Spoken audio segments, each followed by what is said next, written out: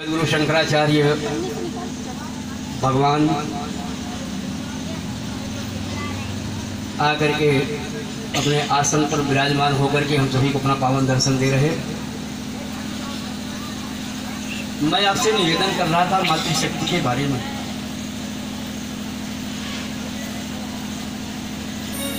रावण जो रक्ष संस्कृति का पोषक था, त्रेता का सबसे महान आतंकवादियों का सरदार था, उसके राज्य में भी लोगों ने उसको जो सलाह दिया वह मातृशक्ति का सम्मान करने की सलाह दिया। इतना ही नहीं, युद्ध जब चल रहा था और रावण के पक्ष के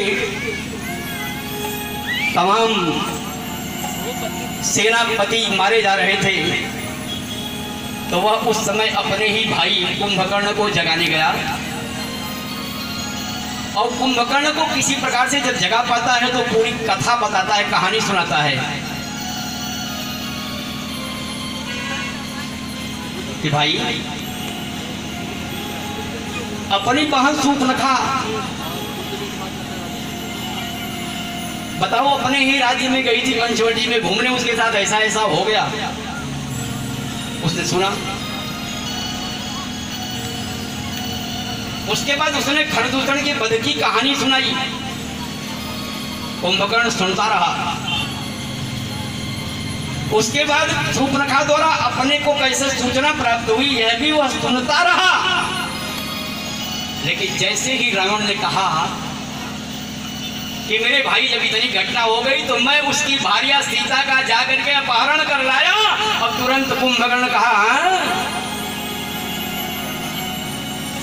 ये तूने क्या कर दिया। जैसे ही सुना कि मेरा बड़ा भाई लंकापति रावण एक पराई स्त्री का बलात् अपहरण करके लंका में ला करके रखा है, कुंभकर्ण के मुंह से बलात् निकल पड़ा। कहा जगदम्बा हरि आनी सख अब चाहसी कल्याण। उसने कहा पूरी कहानी डिलीट करो, मिटा दो, सब कुछ तो ठीक था।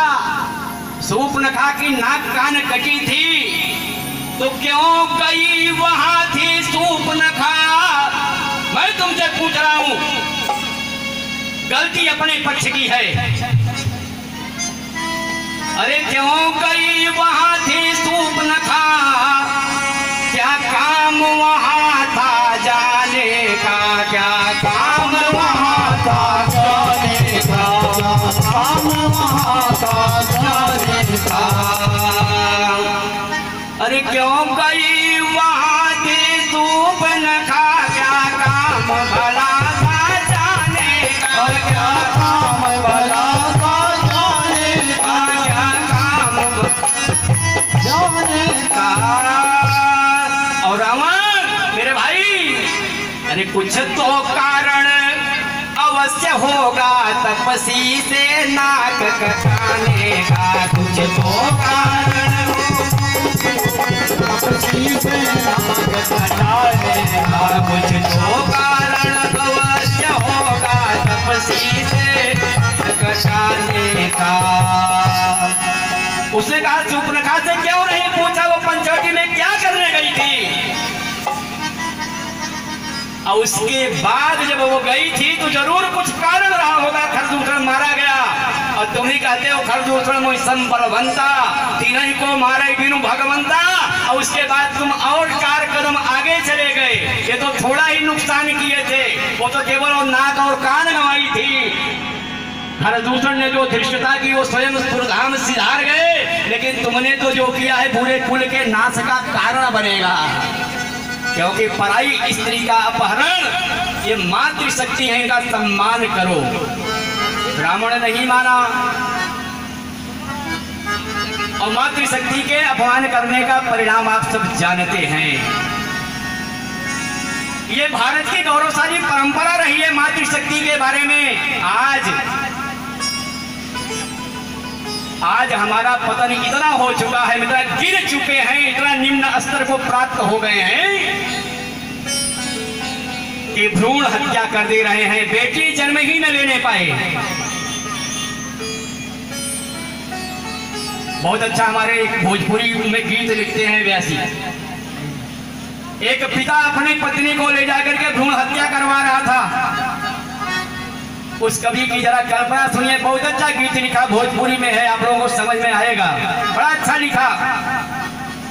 वो भ्रूण में पल रही बेटी अपने बाप से कहती है, अरे अपने से आपन खेती, अपने से आपन खेती जारत हुआ बाबूजी, अपने से आपन खेती जारत हुआ बाबूजी।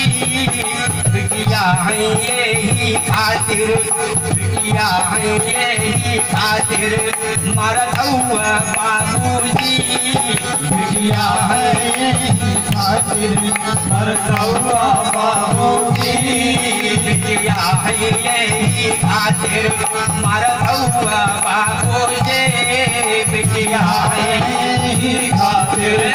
अपने से आपन खेती, अपने से आपन खेती, अपने से आपन खेती धरत हुआ बाबूजी, बिटिया है यही खातिर, बिटिया है यही खातिर मरत हुआ बाबूजी, बिटिया है यही खातिर मरत हुआ बाबूजी, बिटिया है यही।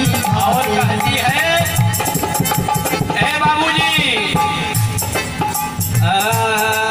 अरे माई त माई रहली, माई त माई रहली, माई त माई रहली, माई त माई रहली, भैली कुमाई जी, माई त माई रहली, भैली कुमाई जी। पैसा के खातिर डॉक्टर, पैसा के खातिर डॉक्टर अइले कसाए जे, पैसा के खातिर डॉक्टर अइले कसाई जी, पैसा के खातिर डॉक्टर अइले कसाए जे, पैसा के खातिर डॉक्टर। माई त माई रहली, माई त माई रहली, भैले कुमाई जी, माई त माई रहली, भैले कुमाई जे, पैसा के खातिर डॉक्टर भैले कसाए जे, पैसा के भैली कसाए जी। अपने से आपन खेती, अपने से आपन खेती, अपने से आपन खेती जारत हुआ बाबूजी, बिटिया है यही खातिर मरत हुआ बाबूजी, बिटिया है यही खातिर मरत हुआ बाबूजी। और वो लड़की कहती है, कन्या भ्रूण, कतहूँ से हारल थाकल, कहीं से आज थक हार के आओगे पिताजी, कतहूँ से हारल थाकल घर अइब बाबूजी, कतहूँ से हारल थाकल घर अइब बाबूजी, एक लोटा पानी तोहके जइबै हम बाबूजी, एक लोटा पानी तोहके जइबै हम बाबूजी। अपने से आपन खेते, अपने से आपन खेते, अपने से आपन खेते जारत हुआ बाबूजी, बिटिया है यही खातिर मरत हुआ बाबूजी, बिटिया है यही खातिर। और लास्ट में वह कन्या भ्रूण कहती है, रो पड़ेगा जिसके अंदर भी थोड़ा सा भी हृदय है, संवेदना है। कहती है, आप तो दुर्गा जी का व्रत रखते हो पिताजी, आप कन्या जी माते हो, आप उन्हें भोजन कराते हो, पवाते हो, आप उन्हें दक्षिणा देके प्रसन्न करते हो, आप कन्या के पैरों पे गिर करके गिड़गिड़ाते हो कि हे माँ शक्ति देवी दुर्गा स्वरूपा, आशीर्वाद दो। तो पिताजी सुन लीजिए, अरे दुर्गा मारी के पूजले, दुर्गा दुर्गा मैया के पूजले, दुर्गा मैया के पूजले, कोई न भलाई जी। दुर्गा मैया के पूजले, शीतला मैया के पूजले, कौनो मैया के पूजले, कोई न भलाई जी। सबले आंगनवा बेटी के पावन पूजाई जी, सबले आंगनवा बेटी के पावन कौनो देवी के पूजले, दुर्गा मैया के पूजले, कौनो देवी के पूजले, कोई न भलाई जी।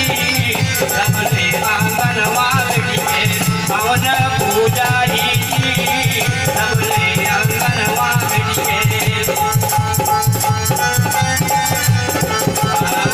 अपने से आपन खेती, अपने से आपन खेती, जानत हुआ बाबूजी बिटिया है यही खातिर, मारत हुआ बाबूजी बिटिया है यही खातिर, मारत हुआ बाबूजी बिटिया है यही खातिर, मारत हुआ बाबूजी बिटिया है यही खातिर। आप कल्पना करिए, कल भगवान शंकराचार्य आपका मार्गदर्शन कर रहे थे, अपना उद्बोधन दे रहे, तो उन्होंने भी कहा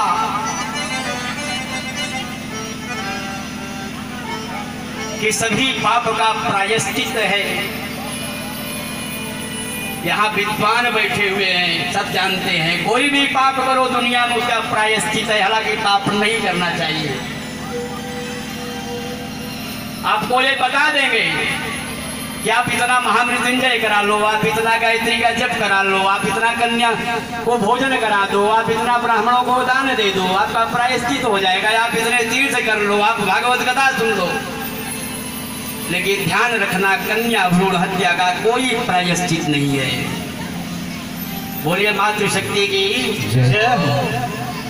कन्या भ्रूण हत्या का कोई प्रायश्चित नहीं है। तो पहली बात तो हम प्रयास इस समय इतना नीचे गिर चुके हैं कि कन्या भ्रूण है तो उसे वही गर्भ में ही मार डालो, ये पाप कर रहे हैं। अगर किसी प्रकार से वो जन्म लेगी तो आगे की जरा कहानी सुनिए। अभी नवरात्रि चल रही है, कन्या पूजी जा रही है। बिटिया छोटी है ना, हाँ भेजिएगा। क्या करना है, उनको जिमाना है, भोजन कराना है, कन्या पूजन करेंगे। और साल भर क्या करेंगे, कहीं भी गंदगी दिखेगी, रीता सीता पिंकी, अरे झाड़ू लाओ यहाँ लगाओ। आप बताइए, अभी 2 दिन पहले आप जिसे दुर्गा जी मान के पूज रहे थे, पैरों में गिर रहे थे, और जिसके घर में दुर्गा जी झाड़ू लगाएंगे उसके घर में क्या समृद्धि कभी आ सकती है? आएगी? इसके आगे और सुनिए। पिताजी ने भोजन कर लिया, 2 रोटी थोड़ी सब्जी बच गई, भैया ने भी कर लिया, थोड़ा बच गई, तुरंत फिर आवाज होगा, बिट्टी बिटिया इधर आओ। हाँ, वो पिताजी वाले में, बापू जी वाले में, इसको खा जाओ। जिसके घर में लक्ष्मी जी जूठा खाएगी उस घर में परापत पड़ेगी? पड़ सकती है? आप बताओ, कभी पड़ सकती? आदमी सुखी रह सकता है? कदापि नहीं रह सकता है। इसलिए आप इससे बचिए। अब सवाल उठेगा, महाराज जी आप तो अच्छा उपदेश दे रहे, अगर बेटी बर्तन नहीं मांजेगी तो पराए घर में जाएगी। जी हाँ, मजवाओ, लेकिन वो जिस पात्र में खाती है उसी पात्र को मजवाओ। अगर वह अपना थाली कायदे से धो लेगी तो वहां जाने वाले घर पर ससुर की सास की भी थाली वो धो पाएगी। उसमें आपको घर भर का धुलवाने की आवश्यकता है क्या? आप देवी के तरीके से जिस दिन अपने बेटियों की इज्जत करना, अपना उनका सम्मान करना, उनका पूजन करना प्रारंभ कर दोगे, मैं गारंटी के साथ कह सकता हूँ 80% आपके जीवन की समस्या हल हो जाएगी, हल हो जाएगी। जिस परिवार में, जिस देश में मातृशक्ति का सम्मान नहीं होगा, वह परिवार हो, चाहे समाज हो, चाहे देश हो, उसका बेड़ा गर्क हो जाएगा। ये भारत है, यहाँ यत्र नार्यस्तु पूज्यन्ते रमन्ते तत्र देवता। नारी का जहाँ सम्मान होता है वहाँ देवता निवास करते हैं। एक ही साधे सब सधे सब साधे सब जाए, अगर ये कहा जाए तो केवल नारी का सम्मान करो। हम लोग भी यहाँ छोटी कन्याओं से पांव छुआने से बचते हैं, क्योंकि स्वयं तृणम्य है, उनका पैर हम लोग स्वयं छूते हैं। छोटी कन्याओं से बहुत ज्यादा पांव नहीं छुआते, उससे बचते हैं। हम नहीं सह सकते, हम दुर्गा और काली और क्या कहते हैं आराध्य से कैसे पैर छुआ सकते हैं? तो फिर आप तो गृहस्थो भाई ध्यान रखो। अगर जीवन में सुख चाहिए, शांति चाहिए, वैभव चाहिए, यश चाहिए, कीर्ति चाहिए, तो हम मातृशक्ति का सम्मान करना सीखो। और जिस दिन ऐसा होगा उस दिन फिर आपका दुर्गा पूजा भी सफल होगा। नहीं तो लड़की ने कहा कि कौनो माई के पूजले, अरे होई न भलाई जी, जब से आंगनवा बेटी को पावन पुजाई जी। क्या स्थिति बनेगी?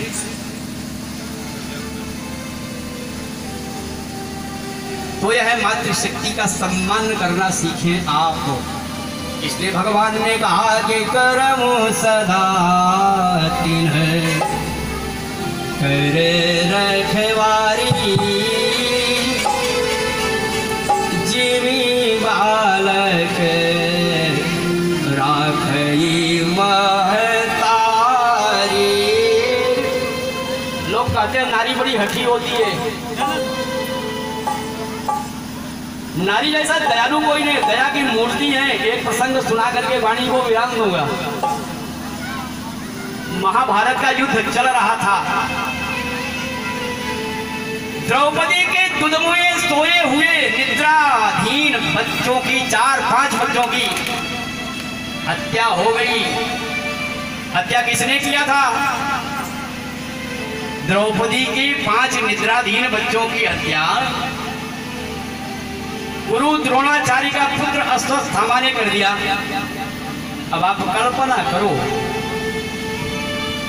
जिस माँ के बच्चे की हत्या कर दी जाए, वो भी निद्राधीन, निद्रा में सोए हुए सुसुप्तावस्था में, उस माँ के ऊपर क्या गुजर सकती है, कल्पना आप कर सकते हैं। और उसके तो 5-5 बच्चे। द्रौपदी चीत्कार उठती है, करुण क्रंदन कर जाती है, हाय मेरा तो सब कुछ लूट गया। भीम को क्रोध आता है, द्रौपदी चिंता मत करो, अभी तुम्हारा अपराधी पकड़ के तुम्हारे सामने खड़ा करता हूं। और जाता है भीम, अश्वत्थामा को पकड़ के घसीट लाता है और द्रौपदी के सामने ढकेल देता है। द्रौपदी, तुम्हारा अपराधी तुम्हारे सामने है, बोलो तुम आदेश करो, इसको मृत्यु दंड दे दूं। ध्यान देकर के सुनना, द्रौपदी ने क्या कहा? द्रौपदी ने कहा नहीं ना, छोड़ दो, ब्राह्मण है, गुरु पुत्र है, और सबसे बड़ी बात यह कि इसका पति जो अभी अभी इस महाभारत के युद्ध में मारा जा चुका है, इसके वध के बाद वह मां निराश्रित हो जाएगी, उसका आसरा पूरा टूट जाएगा। इसलिए इसे क्षमा कर दो, छोड़ दो। धन्य है मातृश्री, मातृशक्ति। इतनी करुणा, इतनी ममता, इतनी दया अगर किसी में हो सकता है तो वह माँ ही है। माँ के रोष में प्रलय छुपा हुआ है।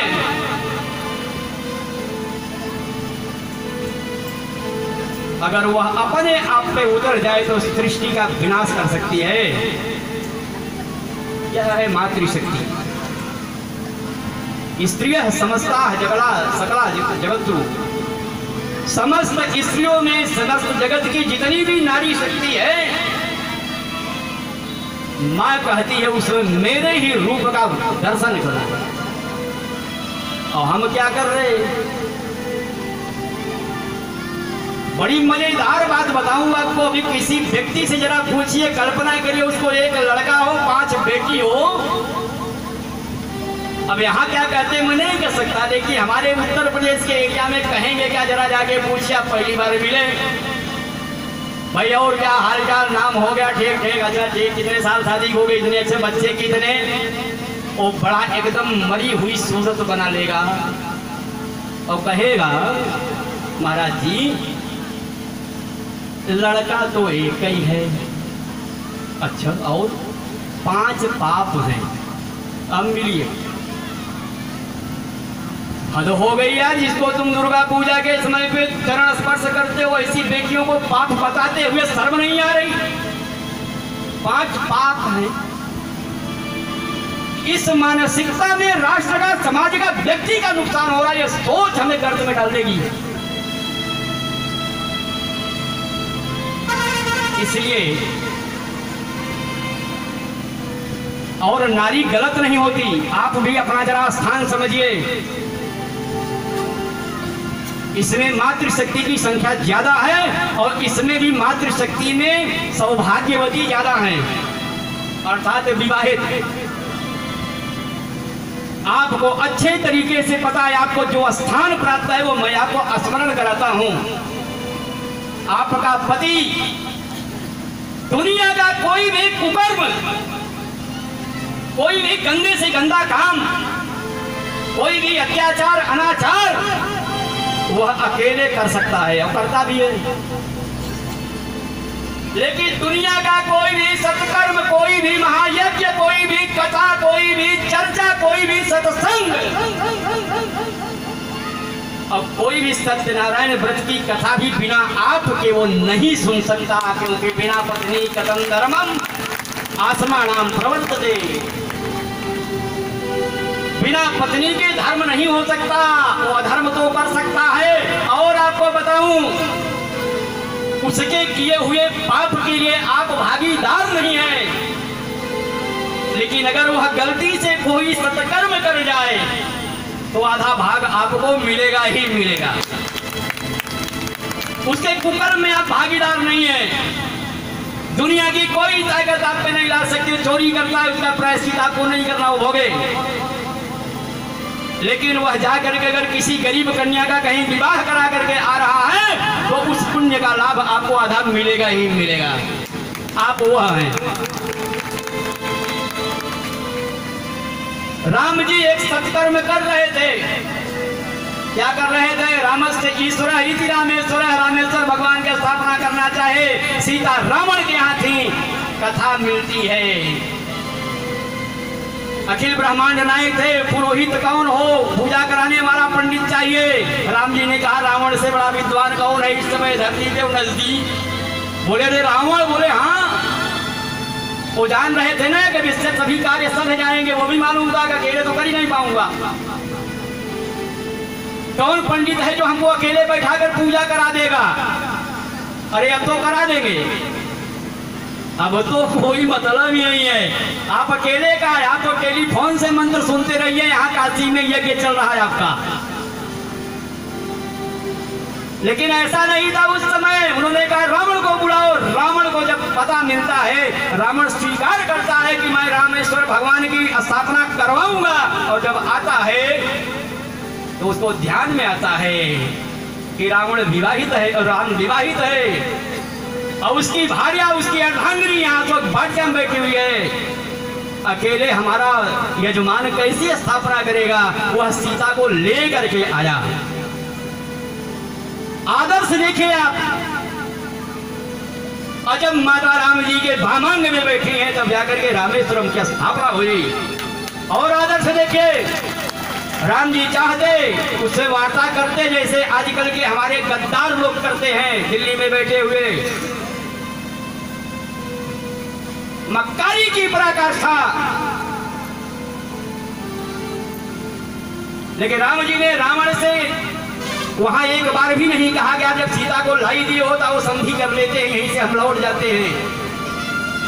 क्योंकि राम जी जानते थे कि वो सीता को लाना ही अभीष्ट होता तो शायद मैं कर लेता। लेकिन जो समाज प्रताड़ित है इन आतंकवादियों से, जब तक इनकी नर्सरी साफ नहीं होगी, जब तक इनका समूल नाश नहीं होगा, धर्म की स्थापना हो नहीं सकती। इसलिए वो सीता को ले जाने दिए कि तुम छल से ले गए हो और मैं शक्ति से लाऊंगा। असली शांति शक्ति से आती है, असली शांति वार्ता से नहीं आती, इतिहास से नहीं है ऐसा, ये शास्त्र भी नहीं है। ये किसी भी दृष्टिकोण से एक मूर्ख आदमी, पागल आदमी, देशद्रोही, समाजद्रोही, परंपरा द्रोही व्यक्ति ये कल्पना कर सकता है। वार्ता होता है विवाद के स्थिति में, वार्ता की कुछ कंडीशंस होती हैं, शर्तें होती हैं। एक स्थिति होती है कि वार्ता के रास्ते बंद हो जाते हैं। अरे कोई व्यक्ति ये कहे कि मैं आपसे नाराज हूं तो मैं वार्ता करूंगा, भैया मुझसे क्या गलती हुई बता। व्यक्ति लाठी लेकर के तान करके आ रहा है, मैं कहूंगा कोई बात नहीं, आओ हम वार्ता करेंगे। अरे वार्ता तो तब करेंगे जब सर बचेगा, वो मार करके मुझे फोड़ देगा। उस कंडीशन में अगर मैं देखूंगा वो लाठी लेके आ रहा है तो मैं इधर से AK-47 लेके निकलूंगा। और कोई कहेगा वार्ता करिए तो हम कह देंगे वो रास्ता खत्म हो गया, उससे आगे आ चुके। हुआ वही। तो इसलिए नवरात्रि का सफलता यही है। दूसरा एक निवेदन करूंगा यहाँ के जो भी आयोजक मंडल हैं, विद्वान हैं, सबसे पहले विद्वानों से, एक जितने हमारे काशी से ही आए हैं ज्यादा विद्वान सब कहाँ चले गए, जहां भी है सुन रहे होंगे सब आवाज मेरी। आप लोग विवाह कराते हैं, उसमें कन्या के 7 वचन आप बोलते हैं ना, कन्या के 7 वचन आप बोलते हैं ना, तीर्थव्रतोद्यापन यज्ञदानम मया सहत्वम यदिकांत कुर्यात् वामांग बालामि तदा त्वदीयं जगाद वाक्यम प्रथमं कुमारी। और वर के 5 बोलते हैं। मैं इस मंच से आप लोगों से भी निवेदन करता हूं, पूरे देश में घूम करके रख जगाऊंगा, इसके आंदोलन चलाऊंगा, इसके लिए जो भी होगा सब करूंगा। 8वां वचन आप जोड़िए। अब कन्या किसी की बामांग में तब जाएगी जब वह यह वचन दे कि जब वह पुत्री को जन्म देगी तो आप रोएंगे नहीं, आप उसका सार्वजनिक अभिनंदन करेंगे। ये 8वां वचन उसने जोड़िए। मैं काशी के विद्वत समाज से भी आग्रह करूंगा कि जो 7 वचन कन्या के हैं उसमें 8वां जोड़ो। समय को पा करके चीजों में परिवर्तन होता है। भगवान शंकराचार्य से भी मैं आशीर्वाद चाहूंगा इस मुहिम में, क्योंकि कन्याओं को बचाना बहुत आवश्यक है। बेटे कुल के दीपक होते हैं और बेटियां कुल का सम्मान होती हैं, इज्जत होती हैं। इसलिए मैं कहता हूं किसी को पुत्र होता है यह उसके भाग्य की बात है, लेकिन यदि किसी को पुत्री होती है तो यह परम सौभाग्य का बात है। बोलिए भारत माता की, मातृशक्ति की, पूज्य जगत गुरु शंकराचार्य भगवान की। इसलिए यहाँ पे जो लोग भी आयोजन में हैं, मैं उसमें पूरी तरीके से सहभाग करूंगा, आपका साथ दूंगा। आप यहाँ पे एक समिति बनाएं 10-5 लोगों की जितनी हो सके, अपनी पुरानी परंपरा को आप जीवित करें। एक छोटा गुरुकुल खोलिए, बहुत अच्छा लगता है जब हमारे साथ बटुक आते हैं, विद्वान आते हैं, आप अच्छा लगता है ना। ऐसे बटुक और विद्वान आपके यहाँ निकले। अगर एक गांव की आबादी 2000 है, अगर 20-25 नागरिक उसमें के सही तरीके से निकल जाए, गांव की दशा और दिशा बदल जाएगी। पुरानी परंपरा को आप जीवित करिए, लेकिन आप कड़वा कड़वा थू और मीठा मीठा गप करेंगे तो गड़बड़ हो जाएगा। एक जगह मैं कथा कर रहा था, कथा करने पे आप लोगों को हम अच्छे ही लग रहे होंगे, महाराज जी बड़े अच्छे, हम जान रहे हैं अभी फिलहाल आप लोगों को गाली नहीं दे रहे होंगे। तो एक माता जी थी, अक्सर होता है कथा के बाद में ब्याह जी जानते हैं बहुत लोग मिलने चले जाते हैं, इनसे भी कहते होंगे, अभी उनका भी अनुभव आ जाएगा, ताजा हो जाएगा। नाना प्रकार की बातें आएंगी, महाराज आपका जीवन धन्य हो गया, आपका तो कुल तर गया। महाराज जी हमसे भी बोली, बुढ़िया 2 बच्चों को लेके आती थी, महाराज जी आपकी तो माता जी की कोख तर गई। हमने कहा वो कैसे? उन्होंने कहा आप जैसा पुत्र। हमने कहा मुझ में क्या दिख रहा है, मैं न देश का राष्ट्रपति हूँ न मैं प्रधानमंत्री हूँ, भीख मांग करके खाने वाला एक साधारण साधु हूँ। और जो माता सरस्वती करवाती उसके हिसाब से कथा वार्ता टूटी फूटी बाता में करता हूँ, यही हमारी क्वालिटी है। उसने कहा नहीं कुछ भी हो महाराज जी आप जैसे संत। हमने कहा आप अपना भाग्य सही करना चाहोगी? बोली हमारा ऐसा भाग्य कहाँ। हमने कहा इन 2 में से एक को मुझे दे दो, मैं अपने जैसा ही बना दूंगा। आप जानते हैं परिणाम क्या हुआ? दूसरे दिन से बुढ़िया उन दोनों बच्चों को लाने बंद कर दी। तो ऐसा मत करिए। यहाँ पे ठीक ठाक लोगों का हो। आपके यहाँ यज्ञ अगर हो रहा है, ये साल में एक बार होता है या ऐसे ही हो रहा? साल में एक बार यज्ञ यहाँ पे जरूर हो। सतचंडी यज्ञ होता है तो विद्वानों से पूछेगा कितनी एरिया पवित्र होती है, शुद्ध होती है, वो बता देंगे आपको। वो लंबा विषय इस पे भी बताया जा सकता है, लेकिन आप यहाँ रहेंगे ये लोग, हम लोग जाना है। यह आयोजन साल में एक बार जरूर हो। भगवान शंकराचार्य के चरणों में हम भी निवेदन करेंगे कि वह यथासंभव प्रयास करें, इस बकरिया गांव के कार्यक्रम में अपना समय वह जरूर दें। नहीं देंगे तो कोई न कोई व्यवस्था करेंगे, उनकी अपनी व्यवस्था। हमारे भगवान हैं, हमारे सनातन धर्म के सर्वोच्च धर्म गुरु हैं, इसलिए उनके चरणों में मैं स्वामी ब्रिजभूषण दास साष्टांग प्रणाम करके नतमस्तक होकर के विनती करता हूँ यहाँ का समाज सुधरे, इसके लिए आप यहाँ पे समय दें महाराज श्री। मेरे लिए राष्ट्र प्रथम है, मैं भी अपना पूरा समय दूंगा। संगठन खड़ा करिए, ताकत खड़ी करिए। कल कोई बंदूक करे थे, हमारे यहाँ कोई समस्या नहीं है। समस्या कभी कश्मीर में भी नहीं थी, समस्या कभी भारत में भी नहीं थी। अब अगर 711 भारत पर आक्रमण करने वाला पहला मुस्लिम आतंकवादी मोहम्मद बिन कासिम के समय के पहले चले जाइए तो भारत विश्व गुरु था। भारत में दूध दही की नदियां बहती थी, भारत सोने की चिड़िया था, भारत विश्व गुरु था। आज कश्मीर टूटने के कगार पे है, असम टूटने के कगार पे है। इस प्रदेश के कम से कम 20-25 जिले संवेदनशील हैं और हम अपनी ढपली अपना राग बजा रहे हैं कि पड़ोसी के घर में आग लगी है। महाराज जी मेरे घर में आग भी नहीं लगी। वह दिन दूर नहीं जब आपके घर में आग लग जाएगी। और बुद्धिमान उसे नहीं कहते जब आग लगे तब व्यवस्था करे। बुद्धिमत्ता इसमें है कि समय को पहचानिए, भविष्य को देखिए। अगर आज आपको आज से 25 वर्ष के आगे की चीजें स्पष्ट नहीं हो रही हैं तो मैं समझता हूं कि इससे बड़ा मूर्खता कुछ नहीं है।